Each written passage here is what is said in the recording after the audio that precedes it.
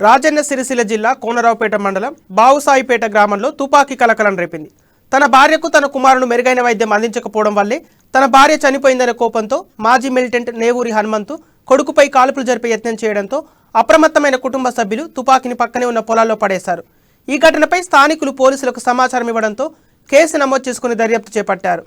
సంఘటన స్థలానికి చేరుకొని సోదా చేసి 6 బుల్లెట్లు, తుపాకీతో పాటు 2 కత్తులను స్వాధీనం చేసుకున్నట్లు ఎస్ఐ రమాకాంత్ తెలిపారు.